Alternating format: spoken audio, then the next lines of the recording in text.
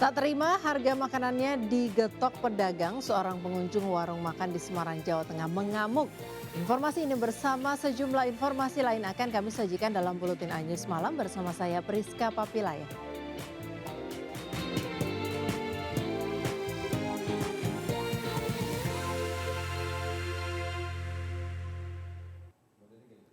Viral di media sosial video penangkapan diduga pengedar narkotika jenis sabu di Blora, Jawa Tengah. Penangkapan terjadi pada siang hari di tepi jalan raya dan terekam kamera warga.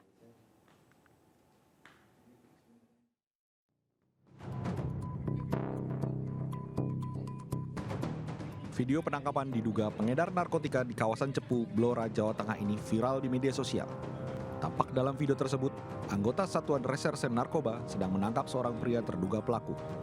Menurut Kapolres Blora, video tersebut benar merupakan penangkapan pengedar narkotika yang juga residivis kasus yang sama.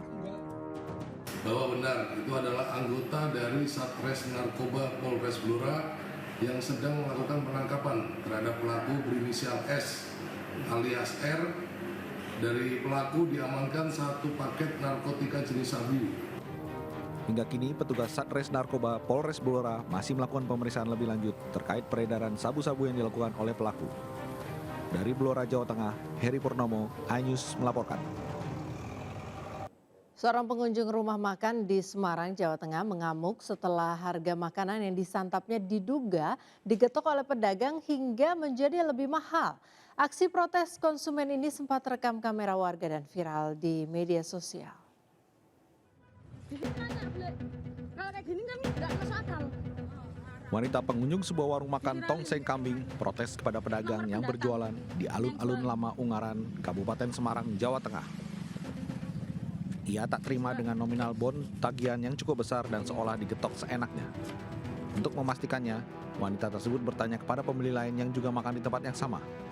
Alhasil benar saja, pembelian lain hanya membayar Rp45.000 untuk 1 porsi tongseng, nasi dan minum. Sedangkan ia dihargai sebesar Rp60.000. Siapapun yang membeli di situ harganya harga umum semua. Karena itu juga nanti akan berpengaruh kepada pengunjung yang lain. Nanti kapok akan makan di situ, akan belanja di situ. Dan juga nanti tidak nyaman untuk semuanya. Jadi orang yang akan makan di misalnya sekitar alun-alun Lama Ungaran, misalkan itu warungnya banyak itu. Jadi nanti juga ada kekhawatiran seperti itu. Kasihan yang lainnya. Nanti pedagang yang lainnya akan kena dampaknya juga. Pengaruhnya jadi sepi. Pedagang diimbau agar tidak nakal mematok harga tanpa memasang daftar harga. Jika hal itu masih dilakukan, maka pedagang tersebut akan diberikan sanksi tegas berupa pencabutan izin berjualan. Dari Kabupaten Semarang, Jawa Tengah, Lutisa Lulu, iNews melaporkan. Kita beralih ke informasi seputar penggerebekan teroris. Pemirsa, 3 orang yang diamankan Densus 88 anti teror di sebuah perumahan di Junrejo, Kota Batu, dikenal sangat tertutup. Mereka juga tidak pernah bersosialisasi dengan warga.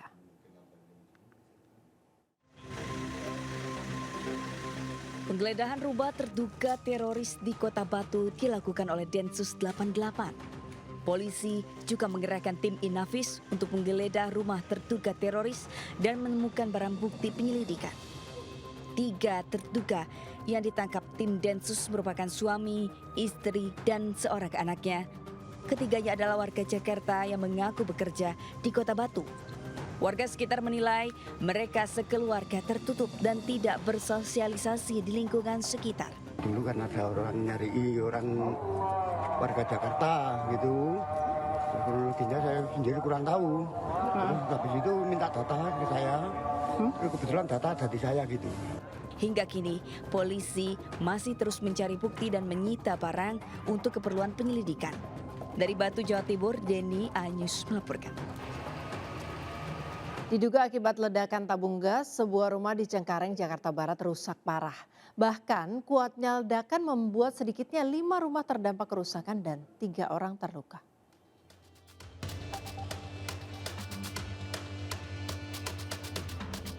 Diduga akibat ledakan tabung gas, rumah milik seorang warga di perumahan Kencana, Cengkareng, Jakarta Barat hancur Kamis pagi. Kuatnya ledakan membuat rumah 2 lantai ini hancur hampir 50% hingga nyaris ambruk dan menimpa mobil. Tidak hanya itu, kuatnya ledakan membuat sedikitnya 5 unit bangunan ikut terdampak kerusakan. Sementara itu, 3 orang penghuni rumah yang terdiri dari ibu, anak, dan ART mengalami luka bakar dan dilarikan ke rumah sakit. Pasca kejadian, sejumlah petugas penyindak bom, Gegana, dan tim Inafis Polri diterjunkan ke lokasi. Sedikitnya 4 orang saksi telah diperiksa.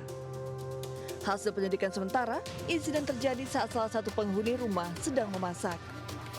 Adanya kegiatan atau aktivitas di lokasi di rumah terkait masak-masak. Dugaan sementara? Kita nanti pastikan dengan nanti tindak lanjutnya kita undang dari lapor. Hasil olah TKP oleh tim gabungan akan dibawa ke Puslapor untuk mengetahui penyebab pasti insiden terjadi. Dari Jakarta, Miftah Fulgani, iNews melaporkan. Pemirsa, seorang pengendara motor terekam kamera warga melintas di ruas tol Jagorawi dari arah Uki Cawang menuju Bogor. Diduga pemotor masuk ke dalam tol karena tersasar setelah mengikuti arahan aplikasi petunjuk arah.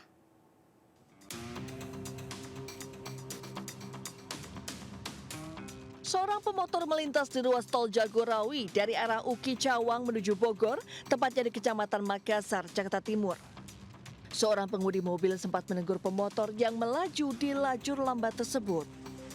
Belum diketahui pasti kenapa pemotor tersebut nekat masuk ke dalam tol. Diduga pemotor tersebut nyasar mengikuti arahan aplikasi petunjuk arah. Pasca kejadian tersebut, petugas jasa marga berjaga-jaga di depan pintu masuk tol untuk mengantisipasi adanya pemotor yang kembali masuk ke dalam tol. Benar saja, ada sejumlah pemotor yang masuk ke dalam tol yang nyasar karena mengikuti arahan aplikasi penunjuk arah. Ini mau kemana tujuannya? Tujuannya mau ke Depok. Ke Depok. Pulang atau gimana? Pulang. Mau pulang. Ini tiba-tiba masuk tol, ini kenapa ini?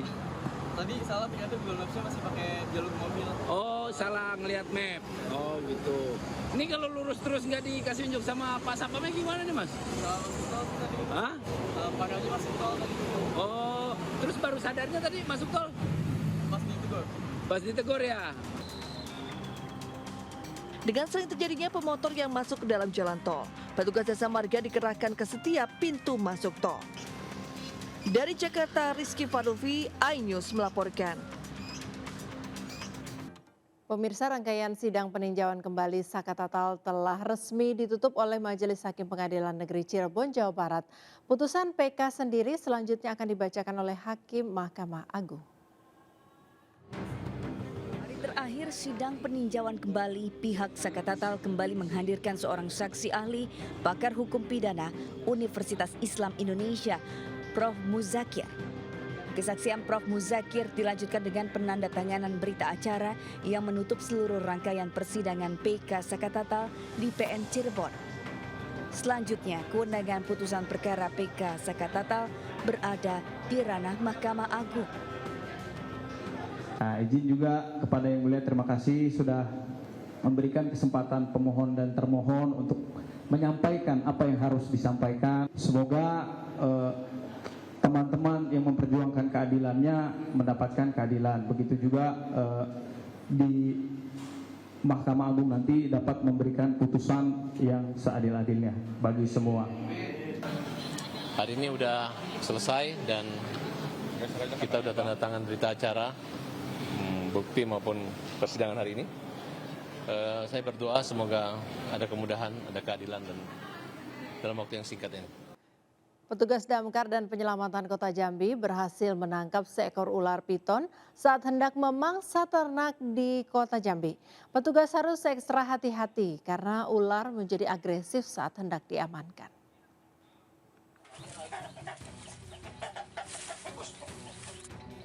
Petugas damkar Kota Jambi menangkap seekor ular piton sepanjang 3,5 meter di kandang ternak warga di Kecamatan Alambara, Kota Jambi.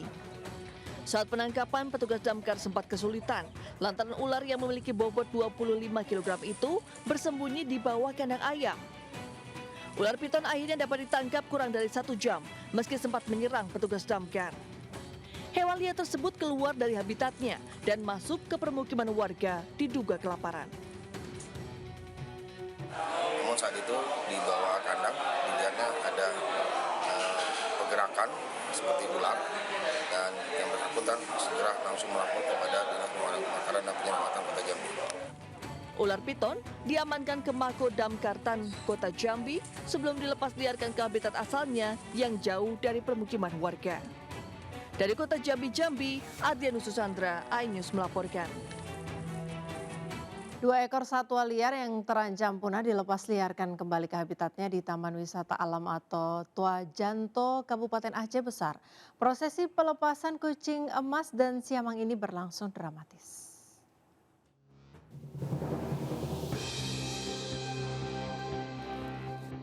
Inilah detik-detik pelepasan satwa liar, kucing emas dan siamang yang sempat dirawat di Balai Konservasi Sumber Daya Alam Aceh selama 2 bulan lebih dan dilepaskan di Taman Wisata Alam Janto, Kabupaten Aceh Besar, Rabu kemarin.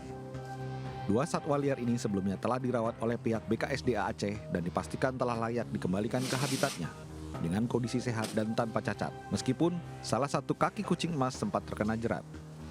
Satwa liar tersebut nantinya akan terus dipantau oleh pihak BKSDA untuk memastikan keberadaannya dan bisa terus beradaptasi dengan habitat aslinya.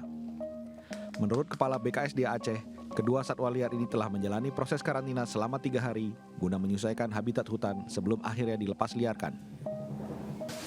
Ada beberapa tahapan untuk melatih atau mengembalikan sifat liarnya dan kemudian habituasi. Jadi satwa-satwa ini sudah 3 hari berada di lokasi pelepas liaran untuk tahap terakhir sebelum pelepas liaran, yaitu habituasi. Pihak BKSDA Aceh menghimbau masyarakat untuk tidak menangkap dan memelihara segala jenis satwa liar yang dilindungi karena jumlahnya terus berkurang bahkan terancam punah. Dari Kabupaten Aceh Besar, Taufan Mustafa, iNews melaporkan. Ke informasi selanjutnya, pemirsa, zikir dan doa kebangsaan digelar di Istana Negara dihadiri Presiden, Wakil Presiden, para menteri serta pemuka agama dari berbagai agama. Sekitar 3.000 orang diundang Presiden Joko Widodo ke acara zikir dan doa kebangsaan di halaman Istana Merdeka Jakarta. Kegiatan ini merupakan rangkaian awal menyambut hari ulang tahun ke-79 Republik Indonesia. Selain Presiden Joko Widodo dan Ibu Iriana, acara zikir kebangsaan juga dihadiri oleh Wakil Presiden Ma'ruf Amin beserta istri Wuri Ma'ruf Amin. Undangan juga meliputi para menteri, anggota Organisasi Aksi Solidaritas Kabinet Indonesia Maju, Majelis Zikir, Ponpes Hubul Waton, para tokoh agama Kaltim, Lembaga Dakwah NU, pimpinan Ormas Islam, pimpinan Pondok Pesantren Ulama dan Kiai dan juga santri. Yang baik nyaman, sedang Tuhanmu adalah Tuhan yang Maha Pengampun. Alhamdulillahirabbil alamin. Pemirsa, Wakil Presiden Republik Indonesia ke-10 dan 12 Yusuf Kala didampingi Menteri Hukum dan HAM Republik Indonesia 2004-2007 Hamid Awaludin bertolak ke Doha, Qatar untuk menghadiri pemakaman pimpinan Hamas Ismail Haniyeh. Sementara itu Presiden Joko Widodo mengecam keras serangan Israel yang menewaskan pimpinan Hamas tersebut. JK mengaku keberangkatannya untuk menghadiri pemakaman tokoh pemimpin Hamas Ismail Haniyeh. Kehadiran delegasi Indonesia juga sebagai harapan dari rakyat Palestina.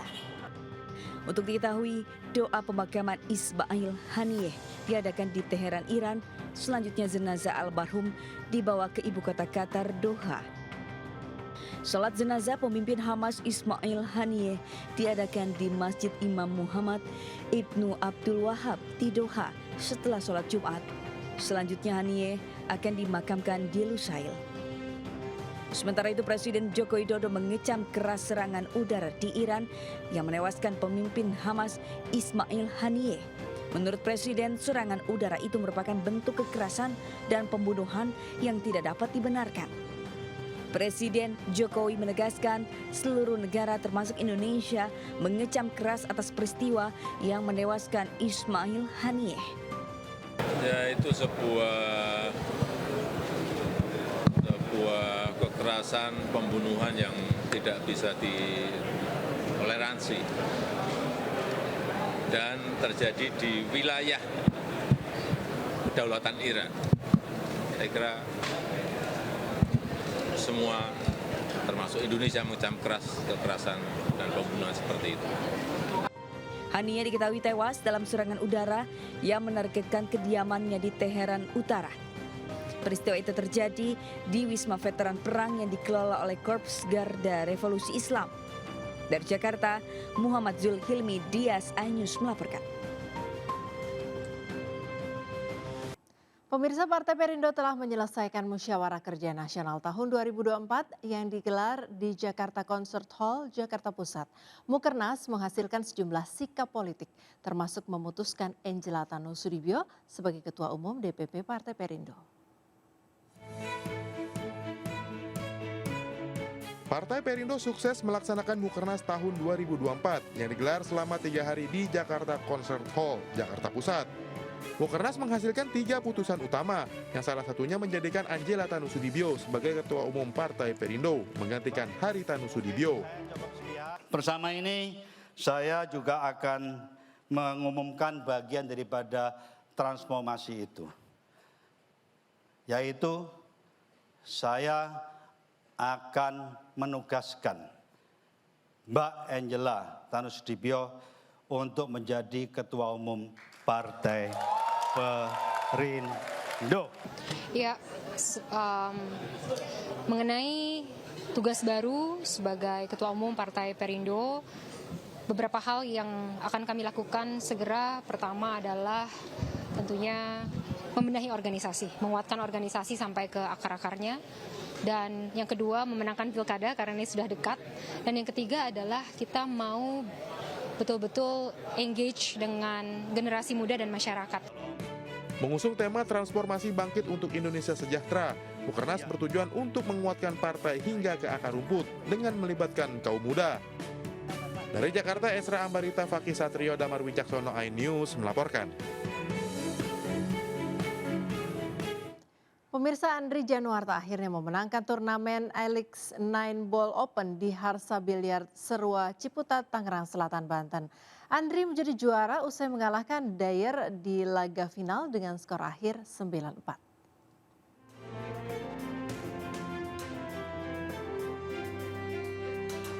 Babak final Alex 9 Ball Open Turnamen 2024 mempertemukan Andri Januarta dan Dyer. Kedua atlet asal Kepulauan Riau dan Jakarta ini bermain sangat tenang dan percaya diri. Dyer, atlet biliar asal klub Cowboy, harus mengakui keunggulan Andri Januarta, atlet asal klub C Flowers dengan skor 9-4.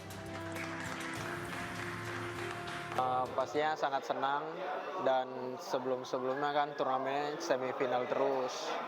Akhirnya di turnamen Harsa ini bisa juara 1. Secara keseluruhan pelaksanaan pertandingan ini tidak ada kendala ya, bisa berjalan dengan baik dan lancar. Dengan adanya seluruh open turnamen sepanjang 2024 ini, kami berharap dari Popsi bisa dimanfaatkan oleh seluruh atlet sebagai ajang uji coba sebelum mereka nanti berlaga di PON pada bulan depan. Pertandingan Alex 9 Ball Open Turnamen menjadi modal bagus untuk tampil di PON 21 Aceh Sumut 2024. Dari Tangerang Selatan, Banten, Nunung Purnomo, iNews melaporkan.